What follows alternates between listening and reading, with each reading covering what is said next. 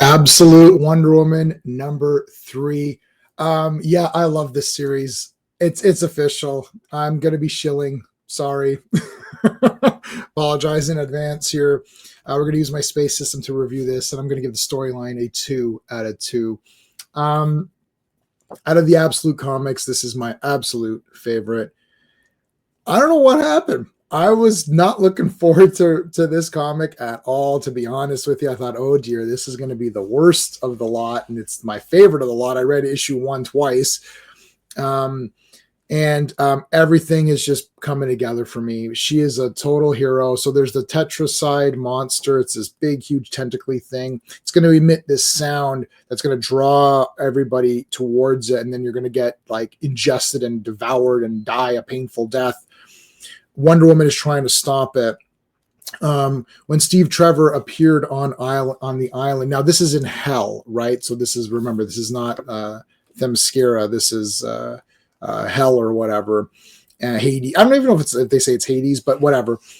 Her and Cersei are the only ones living there with all these creatures, and Diana can communicate with them and kind of they follow her follow her suggestions. Steve Trevor appears there. They got to bring him back.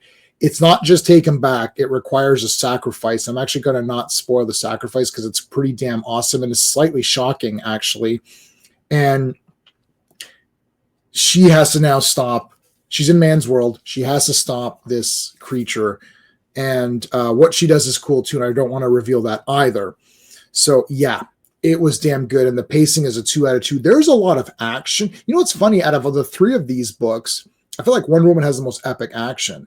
Wonder Woman is my second favorite character of all time. Batman and Wonder Woman are kind of sometimes tied. I kind of like Batman, but Superman's number 1. Batman, the Trinity. That's my top 3, with Superman being clearly number 1 above that everybody else. But Wonder Woman is kind of my number 2.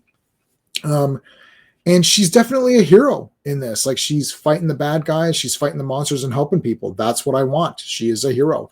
The pacing's a 2 out of 2. There's massive action.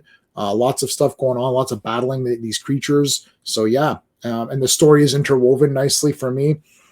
The art has always been the big issue. I gave issue 1 like a 7.5. I have to retract that. I'm probably going to give this first issue maybe a 9, and the second one maybe a 9 as well. The thing with the art here, like it's like it's kind of this kind of weird style, and I understand. The colors and the presentation, it's kind of coming together for me. I initially didn't know what to think about it. And I try really to be fair to the artists of these comics and these books that they do, because if I give the art a perfect score, I gave the storyline of this a 2 out of 2. So that's a perfect score for the story element of it. That is not to say that the story is better than Watchmen or something like that, right? I'm just saying that for this comic, it just is working all together. I'm reviewing this comic, and I'm not comparing this comic to everything that came before. Like, this is the greatest Wonder Woman. This is going to get a high score, obviously. I'm not saying this is the best Wonder Woman comic there's ever been, right? I'm saying that your expectation levels of what this is, this is Elseworlds. This is not the Diana that we have grown up with. This is a different one.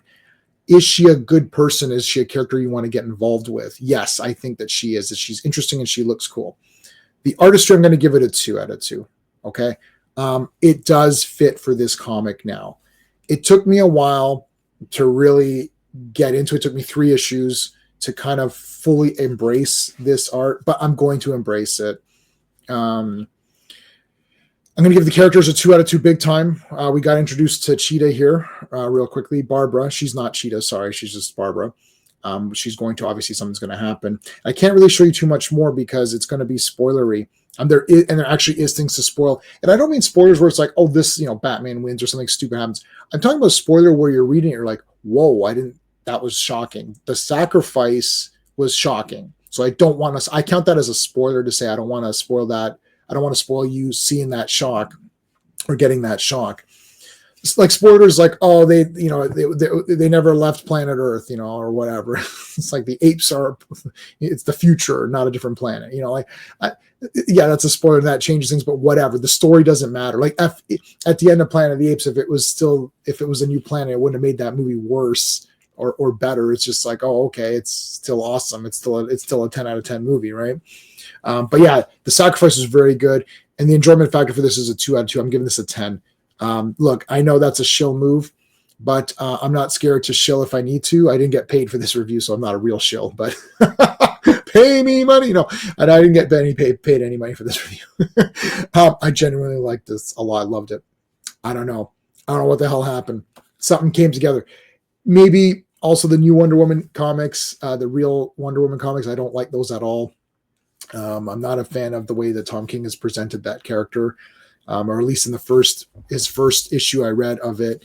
Maybe it got better. I don't know. But I definitely like this character. She is a hero. She saves people. She fights monsters. And she's a good person. That's what I want. That is what I want from any comic about a superhero. I don't care that you've presented this in a different way. She has these weird tattoos on her arm. You find out why. Like, the lasso is a bit different. There's all of these different things, and they're hot takes, and people might not like them, but at least the character is a hero who wants to save people and fights monsters. That's cool. So there you go. 10 out of 10. Loved it. Thanks, guys, for watching. Please make sure you like the video, subscribe to the channel. Until next time.